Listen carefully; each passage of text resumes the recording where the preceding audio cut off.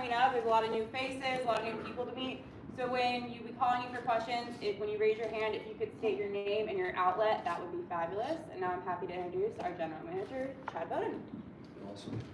Before we get going and open up the questions, I want to thank the University of Notre Dame, Marcus Freeman and Pete Bavacqua for my time there. It was obviously a great experience there. I'd also like to thank University, USC, Jen Cohen, and Coach Riley. It's a blessing to be here. I'm grateful for this opportunity. I'm excited to get to work. All right, we'll start with Keely. Hi, Keely Ward, team reporter here at USC Athletics. How's the transition for you been so far to USC in LA? It's been awesome. As soon as I touched down here, it's kind of cool. I've been able to stay at Coach Riley's house over the last week and a half. That is Casita. That's been a really great experience. I've been able to have some of his steaks, his balsamic, Mickey Mantle steaks that he makes, which has been really cool experience. To spend time with him, his wife, his two daughters. The transition's been great. Me and my wife. I told her the other day it's the happiest I've been in a very long time. And I'm just excited to work here. For you, how would you describe the roles and responsibilities of the college football GM in this era of college football? Yeah, I think everyone's going to have their different take on what it should be. I'm a collaborative guy. Everything that we're going to do here is going to be all together as one. Roles and responsibilities. I like to think that we're all in this thing together, and we're all in this to make USC the best football program it can be to help USC reach its full potential, which is bringing a national championship, its 12th national championship. Scott Schrader here with WRSC. You were in a really, really good situation at Notre Dame. That program is exceptionally strong. Looks like it's moving up. What did USC offer you to get you to leave something pretty cool in South Bend to come here? Yeah, Notre Dame did everything they could to keep me there. USC for me, it meant more to me. When I was a kid, I watched Matt Lyon, Reggie Bush. That was my team. Wendell White, Jarrett, all those guys. USC kind of held something in my heart. I think it's the greatest city in the United States of America, Los Angeles. I think it's a city of opportunity. I think USC and the type of degree that young people can get, as far as the connections and network, can truly set these young people up for the rest of their lives. And I thought that coming here, I could have the type of success that I want to have, and I could be able to sustain it. And it's a big reason why I chose USC. Ryan Abraham, USC Football. Oh, sorry. Ryan Abraham, USCFootball.com. Obviously, Notre Dame makes a run to the national championship. How quickly did this come together, and how did it all go? Jen Cohen and Lincoln Riley talking to you to bring you over to USC. Yeah, I don't want to get into what the timeline really looked like. All I know is as soon as we started having the conversations, it was an aggressive, attacking mindset on behalf of Jen and Lincoln.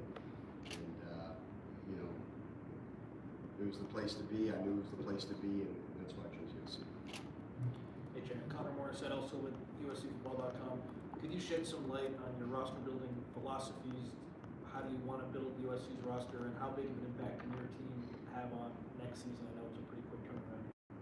Yeah, I think a lot of it's probably going to be in this upcoming class. We're going to major in high school, and we're going to minor in football, and we're going to be aggressive, and we're going to attack. Our business has changed. Every single day, something will change. We're going to be on offense every single day, and we're going to attack it. We're going to attack it through high school.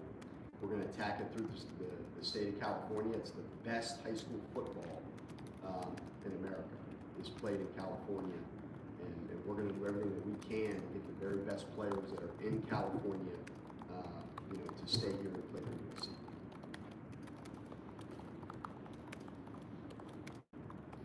Benjamin Moyer with LA Times. Chad, can you tell us a little bit about how your relationship with Lincoln has developed? I know you were pretty close with Coach Freeman, so can you talk about that immediate conversations you've had with Lincoln, especially? Yeah, me and Lincoln have a great relationship. We really hit it off, right off the bat. And a lot of the things that he talked about with me as to why he chose to come to USC they aligned with how I felt. all we want to do is win this thing. We want to win that moment, and we know what moment that is. And we talked about how we're going to do it. And you know, it's not what you do; it's how you do it. You know, and we both share an line. You know, Coach Riley, Jan, we all have. There's an alignment. There's synergy within how we're going to approach this thing, how we're going to attack it, and you know, and everything kind of aligned with how we were talking, and you know, our relationships were great. Again, anytime you have balsamic steaks that are phenomenal, you know what I mean. And Coach Riley's, you're at Coach Riley's house, staying in his guest house. You have a pretty good relationship. Chad, Luke Evans, Cincinnati Register. How did this philosophy for you, majoring in high school, why do you believe in that emphasis? Like maybe leaning a little bit heavily on what does that look like to you in terms of Yeah, it's just the culture. It's just the culture. It's all about culture, and you know, I think things that you can do within a recruiting process, the earlier you get them and have them committed, you're already building the culture. And when you have that, you can acquire that in high school, and then you have years with the player, with the family, because you're not just recruiting a kid anymore, you're recruiting a family. And once you have them, you know, in your class, and they sign here, and you got 4 or 5 years, sometimes 3, 4, 5 years with them, that's how you build a culture of the program, and that's why that's going to be our emphasis.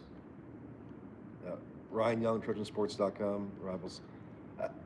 How did you kind of get on this path career-wise, and how much influence did your dad play, obviously being in sports player personnel and everything? What's the overall background story? Yeah, so, you know, I grew up, you know, my dad was a general manager of the Cincinnati Reds and the Washington Nationals, so I grew up in it. I watched them every day do it, interact with coaches, interact with players, interact with, you know, the ownership and you know, everything that kind of came with it. So it was natural to me. It was something I really wanted to do. You know, I had to learn. I learned a lot when I was younger. You know, I can remember. I remember I was in my dad's office, and I heard him complaining about Felipe Lopez not running out to first base. And I went down, and I didn't know any better. I went down to the locker room. I said, "You need to run to first base," and he put me in a garbage can. You know what I mean? So sometimes you got to kind of watch how you kind of play things. But you know, it was always what I wanted to do. You know, I didn't know college football was going to come to this. I didn't know it was going to be this title. I never asked for the title. You know, I just wanted to help a team win. If you've ever been around me, all I want to do is win and have it be a team. You know, not just me, but have it be a team effort and everybody achieving. You know, everyone reaching their full potential. And that's all I've ever wanted to do in my life. And you know, it's never been trying to reach being a GM. I just really want to win a national championship. Hey Chad, Antonio Morales from The Athletic. You've seen USC's roster from afar the past few years, but when you take a deep dive into it, what's the most pressing priority to you? It's an incredibly talented roster. I really like the guys that are. You know, I think they've done a phenomenal job in recruiting. I really like the roster that's here. All we're trying to do is enhance it, and I really look forward to the future. And I look forward to, you know, helping this roster and helping the coaches and the administration, you know, for USC to get to where it's supposed to go. Hey Chad, Ryan Dyer here with LAFB Network. First of all, welcome to LA. Thanks. I saw a video of you talking about some out-of-the-box recruiting tactics and strategies, and you started talking with Lincoln about, you know, with LA at your disposal, some fun stuff you can do with recruits now. Yeah, we talked about him jumping out of the helicopter. I don't know if he's going to do it yet. No, I'm just kidding. Look, we'll do whatever it takes, you know, when it comes to recruiting, whatever it takes. If it makes sense, we're going to do it. And Coach Riley is up for anything. And, you know, all the coaches are up for anything. I think, you know, you guys soon will meet Rob Ryan. We might have him hopping out in a parachute. I don't know. You know, we're going to come up with some really creative ideas for recruiting, and you know, whatever it takes for us to get the very best players in the country, we're going to do it. Hey Chad, Mark Holkin, USC.com. Welcome to Southern California. What's your vision with NIL? And we're getting into the revenue sharing phase of college football. how do you see that working with the roster? Do you see the roster getting bigger, smaller, going more of an NFL size? What's your philosophy? Yeah, I don't really want to disclose what we're going to do in regards to NIL or roster. All I know is we have a plan, and we're going to attack it. We have a mindset of attacking it. You know, like I said previously, this business is changing every day. And some things are not in place yet. You never know what's going to happen. We can wake up tomorrow and know that, you know, everything that could potentially happen is it's an uncertain future. All I care about is what we can do today, and you know, when the business changes, we're going to be in attack mode. We're going to be on offense every time.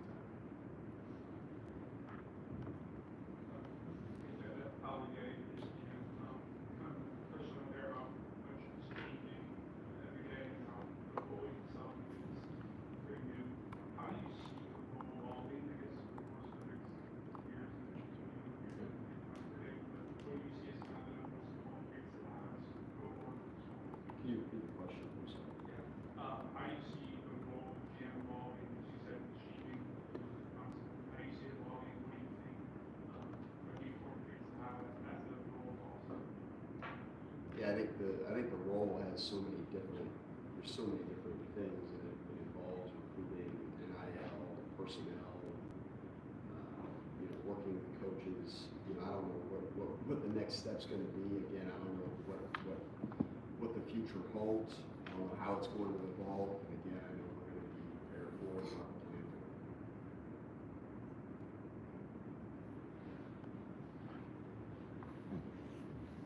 Which you touched on it a little bit, but just that alignment and synergy with Jen and Coach Riley.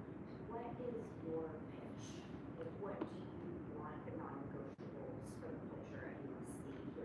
And apologies, sorry, to kind of feel big time forward. I mean, it's USC. It's the place to be.